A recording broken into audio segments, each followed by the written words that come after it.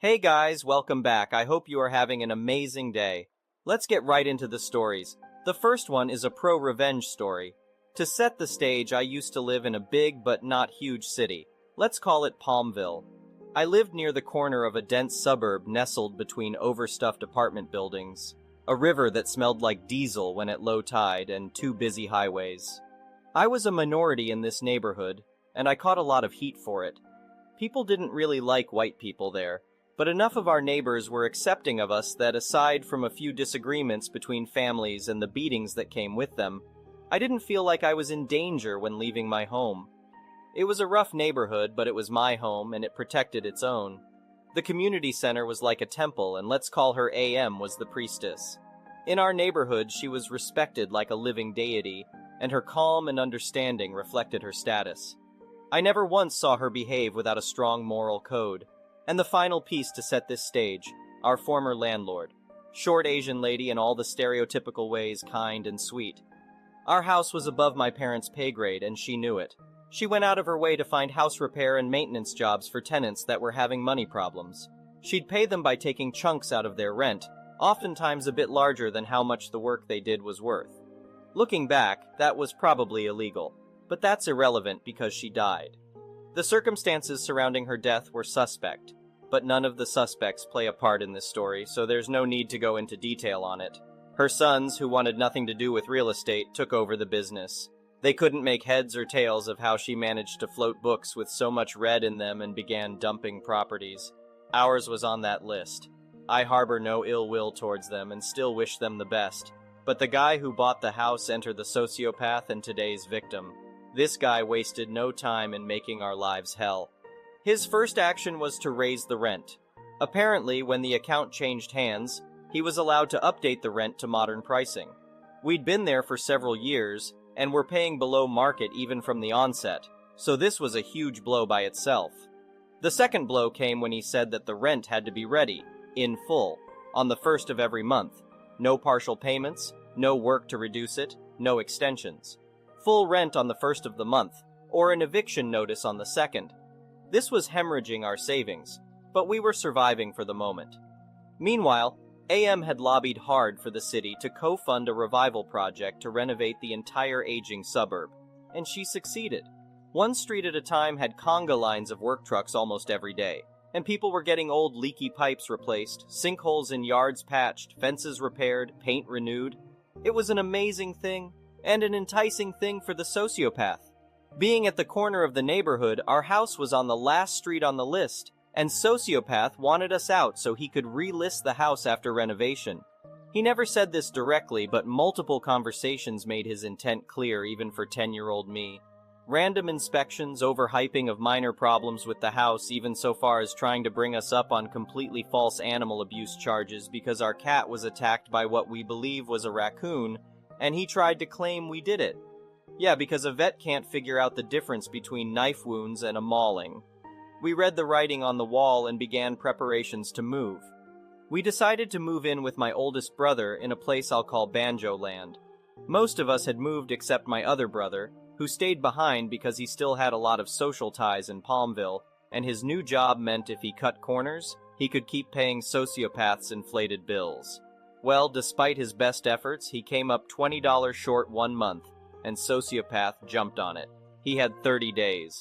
We made the 400-mile trip from Banjo Land to Palmville to get the rest of our stuff.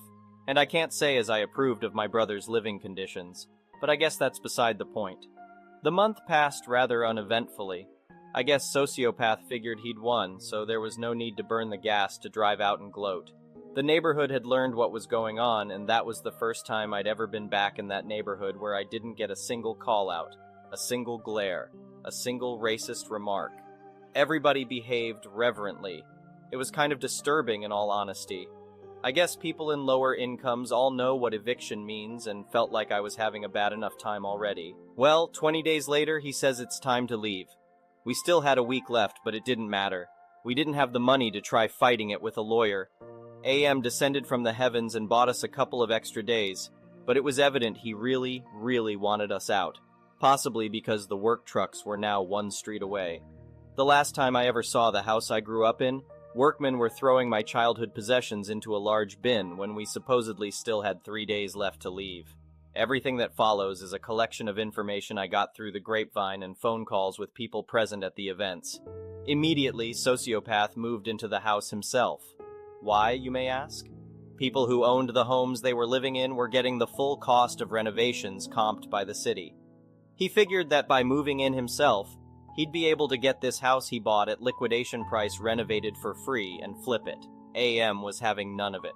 She explained to him that at the time the revival project was approved, that house was a rental lot and they can't change the budget now. She then explained to him that the partial cost coverage that had been approved for the lot was in our name, not his, and he wasn't eligible for partial cost comping either. He'd have to pay every penny himself, and since the entire neighborhood was getting a facelift, he was required to at least renovate the exterior. Otherwise, she'd see the house condemned as an eyesore or dilapidated or whatever the legal term is. He went really cheap on the renovations, basically put in new carpets and a coat of paint.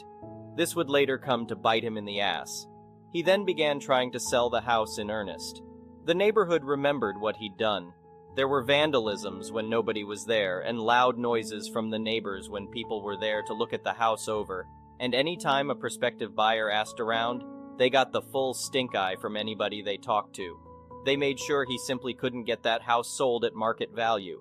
After 3 months of this, he lowered the listing price.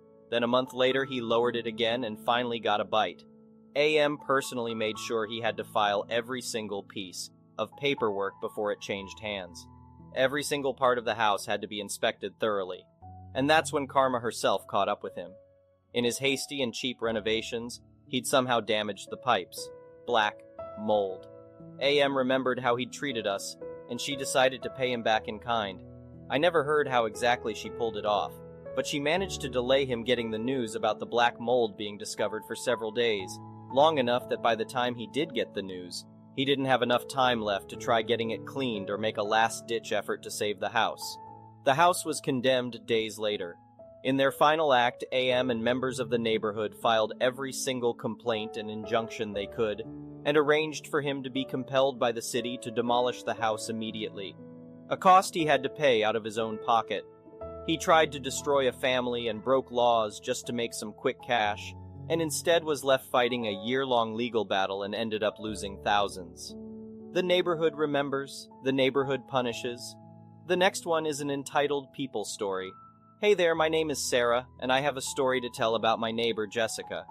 I live in a suburban neighborhood in the northeastern United States. It's a nice area with well-kept houses and friendly neighbors. My husband and I have lived here for over a decade, and we've always gotten along well with everyone on our block. A few years ago, we decided to add an in-ground swimming pool to our backyard.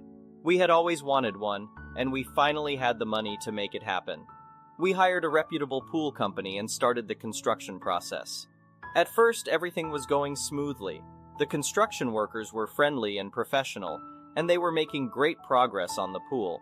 We were excited to finally have a place to relax and cool off during the hot summer months. But then, things started to go wrong. One day, we came home to find that someone had dumped a ton of dirt and debris into the pool.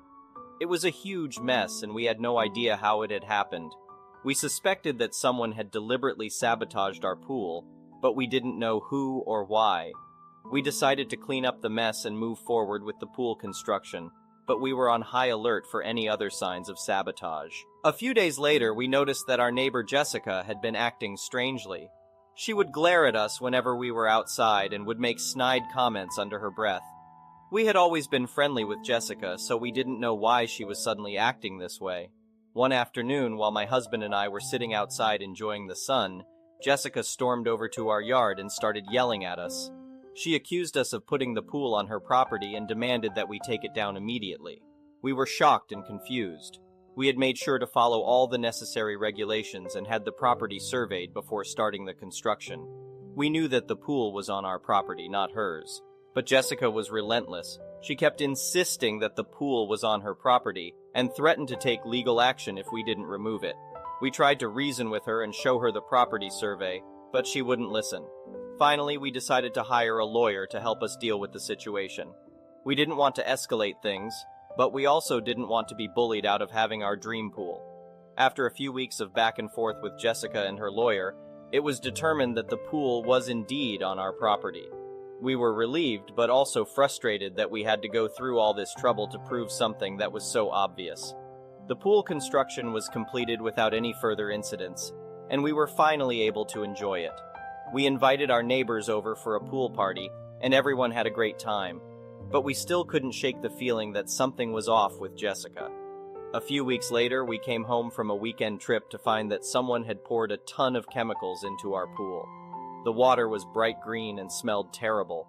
We immediately called the pool company, and they determined that the chemicals were toxic and had caused significant damage to the pool. We knew that it had to be Jessica. She was the only one who had been acting strange and hostile towards us, and this was too much of a coincidence. We called the police and reported the incident, but there wasn't much they could do without concrete evidence. We were devastated. We had spent so much money and time on the pool, and now it was completely ruined. We decided to take legal action against Jessica, but we knew that it would be a long and difficult process. Eventually, after months of legal battles, we were able to prove that Jessica had indeed sabotaged our pool. She was ordered to pay for the damages and was also fined for trespassing and vandalism. We were relieved that justice had been served, but we were also saddened by the fact that our relationship with our once friendly neighbor had deteriorated so much. But the story doesn't end there. About a year after the incident, we received a letter in the mail from Jessica. In the letter, she apologized for her behavior and explained that she had been going through a difficult time in her life. She had been struggling with depression and anxiety, and had become convinced that we were out to get her. She had never intended to cause us harm, but her mental state had clouded her judgment. We were surprised by the letter, but also touched by Jessica's vulnerability and honesty. We decided to meet with her and hear her out. We had no intention of becoming friends with her again, but we wanted to give her a chance to explain herself and make amends. We met with Jessica at a local coffee shop, and she opened up to us about her struggles. We listened and offered support and encouragement. It was a difficult conversation, but also a healing one. In the end, we were able to forgive Jessica for what she had done. We knew that mental illness can be a powerful force, and that it can cause people to do things they wouldn't normally do. We also knew that we didn't want to hold on to anger and resentment. Today, Jessica and her family have moved away from our neighborhood, but we still keep in touch with her. She has gotten the help she needed for her mental health issues and is doing much better. We're glad that we were able to find a way to move past the hurt and come out stronger as a community. The experience taught us a lot about forgiveness and empathy, and we're grateful for that lesson. We also installed even more security measures to protect our property just in case. But we know that sometimes the best way to move forward is to let go of the past and focus on the present. The next one is a petty revenge story. This may be the pettiest thing I have ever done in my life. I'm a pretty petty person, and I also believe in malicious compliance, but this takes the cake. So, I bought a condo in a building in a large city in the US about 2.5 years ago. The building has a homeowners association, HOA, that we all pay into monthly. Since I've lived here, the building has rapidly deteriorated, and we have all hired an attorney for a class action style lawsuit. I'm talking broken elevators, broken rooftop AC units. The pool was empty for 4 months during the summer, etc. The people in the building are great though, and we are a friendly bunch. Last year, I took the HOA to small claims court because they failed to provide financial documents that show us how our fees are being spent. As this is a legal requirement for all HOAs in my state, I won the case and was awarded the $30 filing fee plus $1 symbolic. I sued for documents, not money. The fact that they can't provide the docs as they are legally required to do is a separate issue among others, including possible wrongdoing, that we've hired the attorneys for. I have asked the HOA to pay the $31 to me, and the president of the HOA wants to either meet me somewhere private to give it to me, or he wants to mail me a satisfaction of judgment form, have me sign it and mail it back to him, and then he will mail me a check. No to both. 3 days after I won the case, the HOA announced that they were going to charge us all a special assessment of about $1,000 each, and an increase in our monthly dues of 10%. In my state, a membership vote gets triggered if you charge a special assessment that brings the building more than 5% its yearly income, which means 51% of the owners must approve the assessment for it to take effect. As this dollar is about 20% of our yearly income, a vote should have taken place.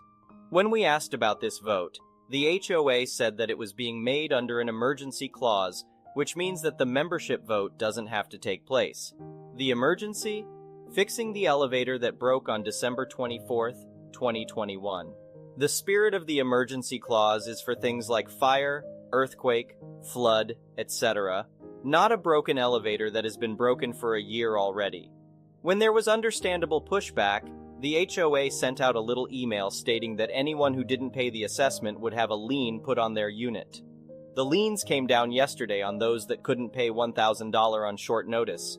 Our attorneys told us that even though the money is in dispute, we still have to pay it, and I did pay mine, but we also have a lot of retirees/lower income people in the building. The HOA president's house is currently on the market for $20 million. I just got back from the courthouse where I filed a $31 lien against it for $140, clouding its title. It's a matter of principle, not money. Now the title can't change hands until he pays me my $31, and I am perfectly within my rights to collect on a judgment owed. The next one is an entitled people story. A couple of years ago, my DH and I bought a house from the city council. We had seen it, loved everything about it and the neighborhood. Inspection showed that everything, apart from the central heating boiler, was in good order. We still needed to replace the central heating boiler. We also renovated the bathroom and stairs, and we placed a new kitchen. Between then and now, we have invested money in our home. Among other things, we placed solar panels, renovated the front and back garden, and renovated our downstairs toilet. For reference, we have lived here for around 6 years now, and we have no intention of moving. Apart from the fact that we have put a lot of money into the house, we love the neighborhood, our neighbors, and the fact that we are close to family and friends. The way the council sold houses went as follows. The house was up for sale for 6 weeks. If you were interested, you could schedule a visit with the real estate agent, place a bid if you wanted, and then after the 6 weeks, the city council would look at all the bids and see who offered the most. 2 weeks ago, I was home when a lady rang the doorbell. She introduced herself and told me that when the house came up for sale all those years ago, she and her husband were interested. They could see the potential, but their bid was rejected. She was enthusiastic about how it looked now, from what she could see, and how beautiful the garden was, how wonderful the solar panels were and such. So I thanked her for her compliments and waited for the reason why she rang the doorbell. She told me that since they had more money saved, she and her husband wanted to know if we were interested in selling them the house. I told her that we were not interested. She started whining and gave an offer, and I told her the same, not interested at all. More whining ensued, and she made a new offer. I kindly drew the line and said that she can offer all she wants. We love living here, and we want to enjoy our home with the family we've built in it. Then I told her that I had things to do, wished her a good day, and closed the door. I had barely turned around when she started ringing the doorbell continuously. So I opened the door and asked her what she needed to say. She told me this, almost verbatim. "You need to sell us this house. You have lived here for some years now. My husband and children deserve a nice house like this. I gave you 2 offers that are very reasonable. It's our turn now, so sell us the house. We want to live here." I told this woman that her offers were laughable. She gave 2 offers while we knew that we could ask for double the price and get that still. She lowballed. I reiterated that we were not interested and would not sell the house. I asked her to leave and closed the door again. Like before, she started ringing the doorbell like a madwoman. After trying to ignore it, I ripped open the front door and shouted in her face for her to get lost. We are not interested. Even if we were, I would not sell my house to her since she's acting like a spoiled brat. I wouldn't want my neighbors to deal with her spoiled attitude. I told her that she doesn't need to think about trying to bully us into moving and to get the duck away, or I would call the police. This time I slammed the door to get the message across. She stayed, screaming at the door that we have to sell the house to her, and walked around a bit before leaving. I did send a message in our streets group app about her. People have said to keep an eye out for her. My DH was stunned when I told him this, since this is not a normal thing in our country to do. She has been seen once or twice, but has not caused problems for us or anyone else. The next one is an entitled parent story. I work at a car dealership as a receptionist, and one of my duties is to greet customers when they enter. I am also a professional artist on the side and have been busy with some commissions lately. Since it's not busy at the dealer, I started working on my iPad mini. It's old and I'm working on upgrading, but I currently can't afford it. So I live with it despite the battery life being really short, and I have to keep it plugged in at all times. During my lunch break, I was in the waiting area doing more work when a kid, a little girl no older than 4, came up and watched me work. This happens a lot when I draw in public, and usually the kids just ask a lot of questions. But this NG, nice girl, was very quiet and just had a look of amazement, so I let her be. Her mother, the EM in the story, was nearby at a salesman's desk working on purchasing a new car, which is a long and no doubt boring process. The salesman working with her walked away, which at my dealership, they do very often to retrieve paperwork, talk to the sales finance managers, etc. She looks over at me and her kid and asks her, "What are you looking at?" Her kid points at my screen and says, "She's painting puppies!" I was working on Twitch emotes of a streamer's dog. I sort of show my screen to EM and she then asks her kid if she wants to draw, which the girl excitedly said yes. I expected EM to pull out paper and pencils or at least ask if I can get some for her too, but she just looked at me expectantly. When I realized she was waiting for me to hand her my iPad, I said, "Oh, she can't use mine, but I can get her a notepad and pens." But apparently that wasn't good enough. She sighs and says, "Just let her draw a little bit. I'm almost done here anyway," which I knew for a fact wasn't true.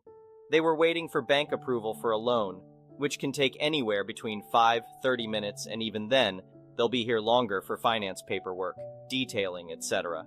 I start to explain that this is part of my work, and she scoffs, saying I'm just doodling puppies, and it was selfish that I wouldn't let NG doodle on my device too. Poor NG was just looking at her hands, looking quite embarrassed. I then pretended my lunch was over and got up to spend the rest of my lunch at my desk. I couldn't see her behind a huge truck on display, but I could hear her grumble to NG about who knows what. Whatever, pretend like I didn't hear so I don't mess up this sale for my coworker. Sometime later, Nature called me, and I got up to use the restroom. I left my iPad on my seat so it'll stay plugged in and put a notepad over it to try to cover it up somehow. My desk is a wide crescent shape with no drawers to keep my things safe, so this was the best I could do to somewhat hide it. I was in the restroom no longer than 3 minutes, but when I got back, only my charger remained. My iPad and Apple Pencil were gone. I looked over to the lady who had her large purse suspiciously in her lap now instead of on the floor beside her chair like it was before. I was panicked because a lot of my work is on that iPad that I needed. I went to my sales manager, SM, and told him the situation. He told me he would take care of it, but to be patient for now. I went back to my desk full of anxiety and my stomach doing backflips. SM went to the desk where EM was to work out the deal. They're far enough that I can hear their voices, but not pinpoint what they're saying. But I did hear her eventually yell, "How dare you! I would never steal! Do you want to lose this sale?" I immediately got up and went over behind the lady so SM could see me, but she couldn't. He tells her he understands, but my iPad went missing and he wants to make sure no one currently in the building has it. That's when I remembered the Find My feature on all Apple products. My iPad was connected to the dealer's Wi-Fi, so I pulled out my iPhone and pressed play sound for my iPad. Her purse started dinging. She tried to play it off as if it's her ringtone, and SM stared at her as if daring her to answer it. The thing is, with the play sound feature, if I keep pressing it, it will keep pinging. I made my presence known and told her to give my iPad back. That's when she stopped playing dumb and just said, "Just let NG have it, her birthday is coming up and I can't afford a present for her since I'm getting this car." SM said he was happy to cancel the deal so she can instead buy a birthday present for her child and to return my iPad, or he'll call the police. She practically threw my iPad at me where it hit me in the gut, and took NG from the waiting area to leave. Poor thing looked at me with the most apologetic look on her face before leaving with her mother. SM might have helped me, but he's not exactly the nicest person. From now on, I'm not allowed to bring my iPad to the dealer. I have to either leave it in my car or leave it at home. Whatever. EM took my Apple Pencil with her since she left in a hurry, so I'm gonna stop by the Apple store after work to get a new one. But until then, I'm stuck with my pens and notepad. Thank you for watching. I would really appreciate it if you could like the video and subscribe to our channel if you haven't already. We'll see you again tomorrow.